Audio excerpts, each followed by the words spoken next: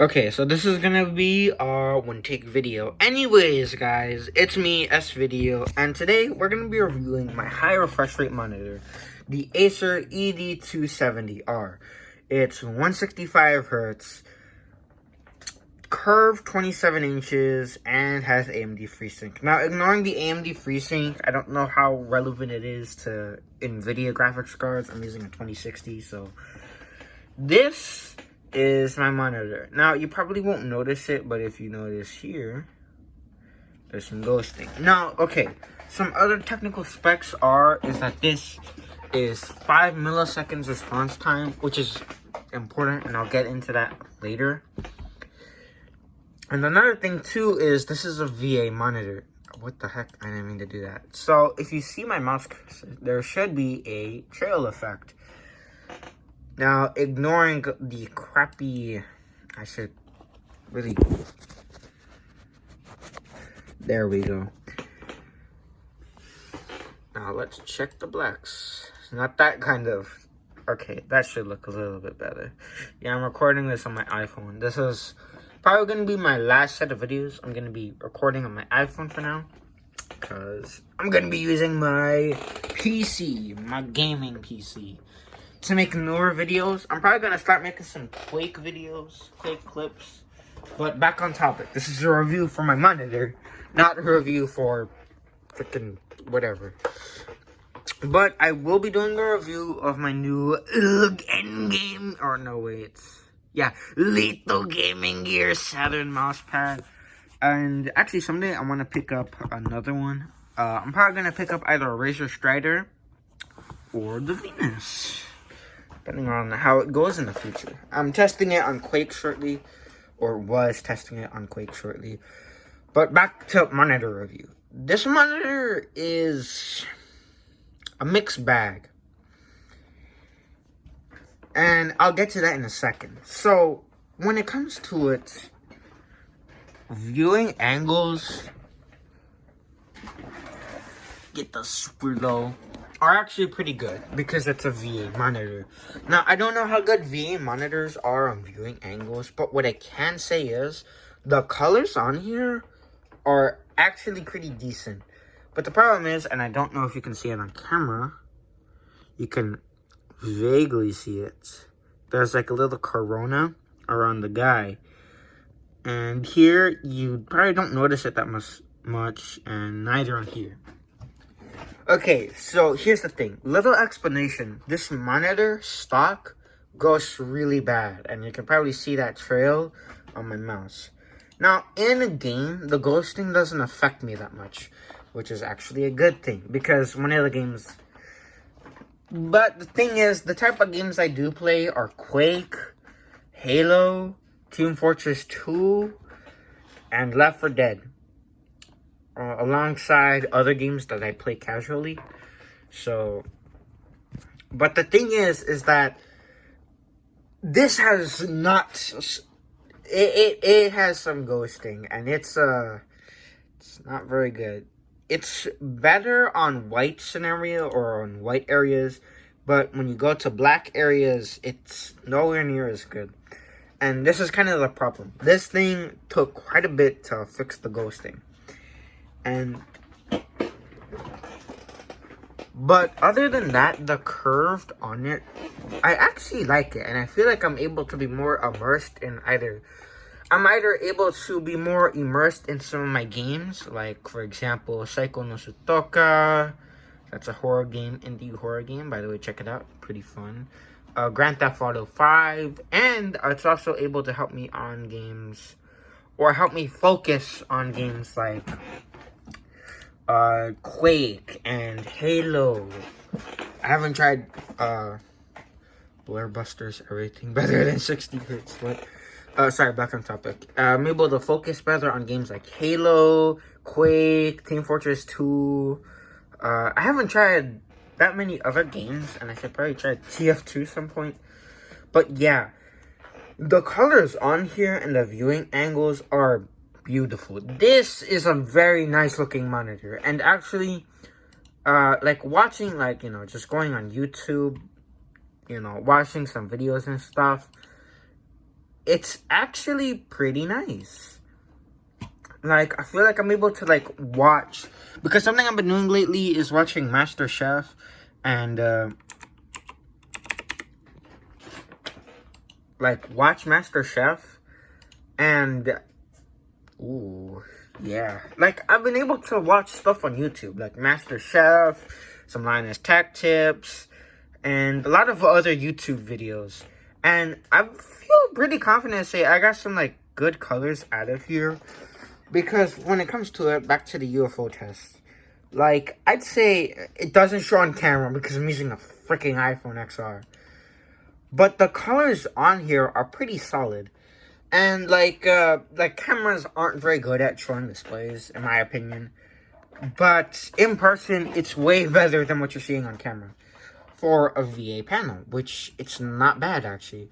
For just casual watching, like, YouTube videos, it's pretty good. Like, but the thing is that when I'm trying to watch, or like, the thing is though, I had to do quite a bit of stuff to get it to work right, to get the ghosting. Because right now what you're seeing is best case scenario for this monitor, which means I overclocked it, I adjusted some gamma settings, and I did quite a bit to the monitor to get it to look like this, which means I'm using custom settings. In fact, I had the gamma at like 1.8 with overclock to the max. This is best case scenario, and even then, it's not showing it completely on camera. If you can't, you can probably, I can somewhat notice, I'm not sure if you guys are, but I'm able to notice some corona effects on the bottom UFO, which is the brightest. But on here, you can't really see the ghosting, and it's not really that bad. But in person, it's not pretty. Here, it's the best mid-corona effect, or reverse ghosting, or anti-ghosting.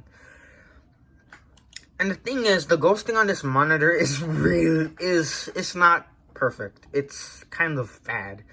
In fact, actually, it took quite a bit of effort to get it to where I feel comfortable with it.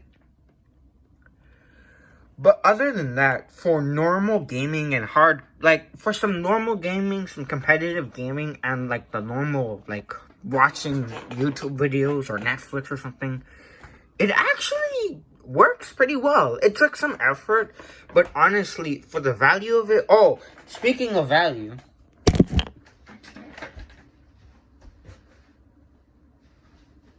gonna be taking this. That reminds me. So another thing too is this isn't what came with it. So I think I might have it in one of my drawers. Never mind. I lost it. Great. I'm an idiot. But speaking of value, this is actually a really nice thing. So the monitor comes with DisplayPort, which is how I'm able to get 165 hertz on 165 frames, and an HDMI cable, which is very handy because like right now I currently have a TV for my Nintendo Switch and PS2 and my Chromecast. But if I didn't have like a gaming TV and this was like my only way of entertainment and stuff, it's really nice. Well, like, unless you're using like retro consoles, but then you'd probably be not using a gaming monitor, or you'd have something to connect to a gaming monitor. But like, if you're using a Nintendo Switch, PS4, PS5, or an Xbox, yeah, it's actually kind of nice to connect it to here. Plus, having a DisplayPort ready on hand is actually incredibly handy. Plus, it's like the only way you can get the higher refresh rate. Because HDMI, I think it's like HDMI 2.0. 2.0 or 2.1, I don't know. But I think it's 2.0. You're able to use like you're only able to go to 144 hertz.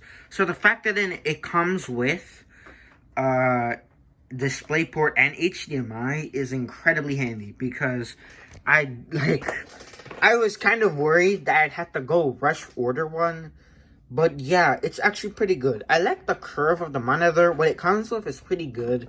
But using the UI and the buttons, it's awful. But like, for 200 bucks, it's a fair price.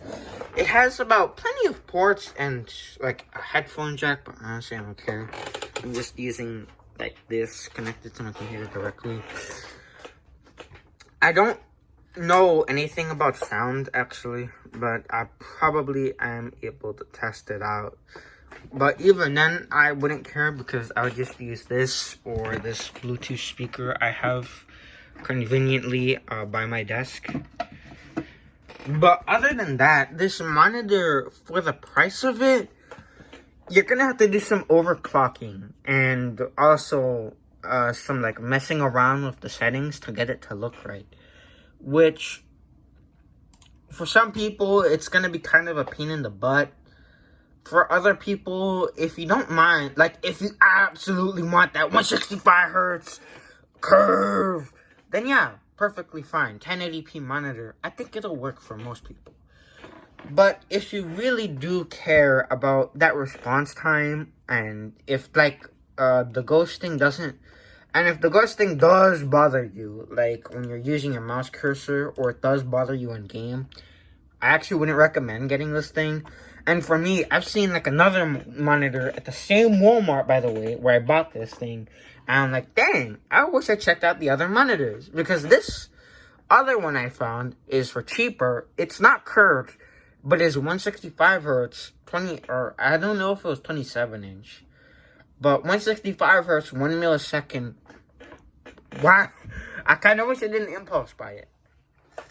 But really, for most people, this monitor would work perfectly fine. Like, for daily using. In fact, actually, for, like, if you're gonna do some, like, watching YouTube and stuff, this is actually really good. Because the colors look beautiful.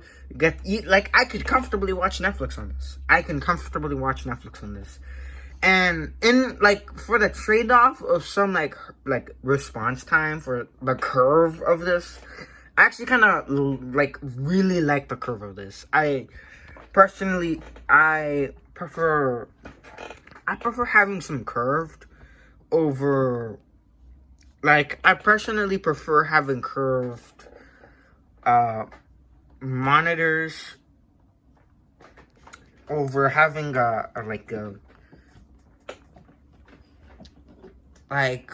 with the experience I have now. Overclocking it was a bit finicky and it's not perfect, but I think I got it down to like maybe 3 or 2 milliseconds. The curved is subtle, but notice, it's not, it's there. And I actually quite like it quite a lot. I wouldn't recommend this monitor, but if you, really want the curved, and 165 hertz and a VA panel, because this VA panel looks very beautiful, then yeah, highly recommend it. This is not a bad monitor, but oh my god, the biggest downside is this stand sucks, bro. But that's probably the biggest downside. And it the other monitor I saw probably had a better stand. I don't know. Who knows? Greatest mystery of my life. But honestly, for the price of it on sale, it's actually not bad. But there's definitely better. This is this video. Signing out.